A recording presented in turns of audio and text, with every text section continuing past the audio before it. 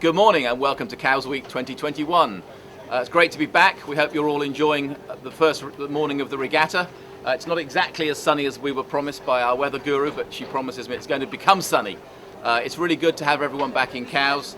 I'm just looking across, I can see the regatta villages, got the flags flying. We're looking forward to a great week. So today's plan we'll go through in a minute, but first of all I'm going to introduce you to Fiona, our weather guru, and give us a short summary of the weather. Good morning. Well, we've got a westerly wind this morning. It's around 10 knots at the moment. That's due to pick up later this afternoon. Changes will be relatively slow. The low pressure is far off into the North Sea with no great changes expected. Those changes for our racing wind will all be local. So west, eventually backing west southwesterly wind around 10 to 15 knots for the majority of racing. There will be some good sunshine later. There's also the risk of the odd isolated shower, but it's a very low one. So we're looking at a nice westerly 10 to 15 knots, maybe picking up 16 to 18 this afternoon. Fantastic, thank you Fiona. I think in the old days we would have called that champagne sailing, but in deference to our new sponsor we're going to call it the Cuvee 450 lovely day sailing. So this is the Musto morning briefing. It's a new thing for us. We thought it would be quite fun to get a tactical genius up here, and I hope he's feeling embarrassed over there by being called that. He's sailing the J70 fleet this week. James Peters, a member of the British Olympic sailing team in the 49ers, sailed with me a little bit in Etchells once upon a time. So James, thanks and welcome to the Musto morning briefing. Thank you very much. So we got tide coming in for virtually all the starts, I think. We've got about 10 knots of southwesterly breeze. How are you looking to race today? Yeah, I think with the westerly wind, we're expecting to be beating westwards up across Gernot Bay. So with the tide flooding in, we are going to be beating against the tide. So it's going to be an interesting tactical first leg where we're going to have to balance the left-hand side of the course. So we're going to be looking to obviously get out of the tide.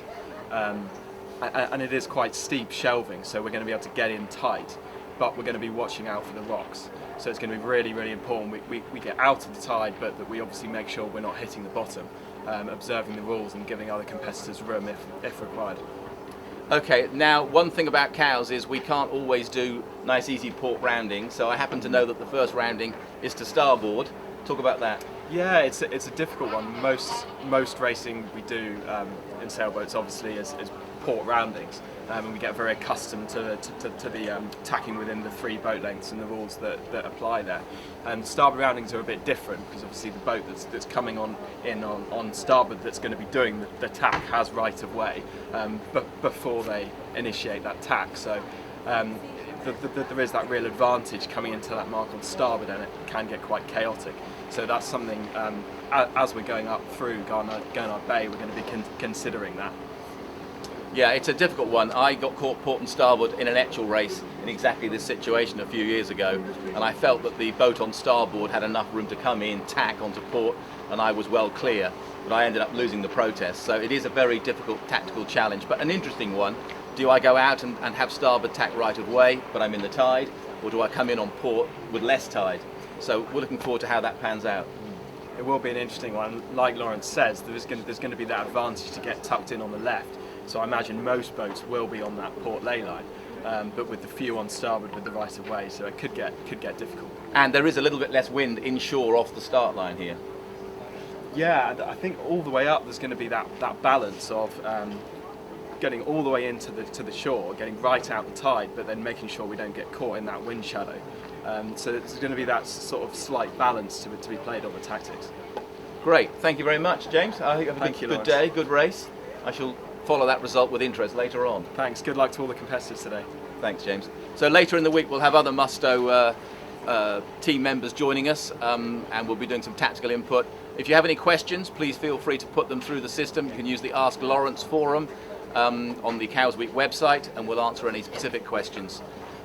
Just wrapping up, the big social event today is the Cuvee 450 opening party.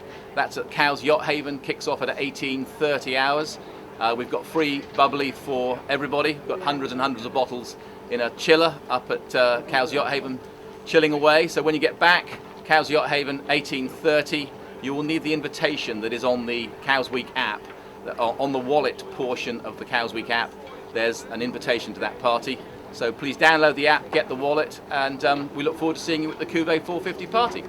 Welcome to Cows, and let's have a great day.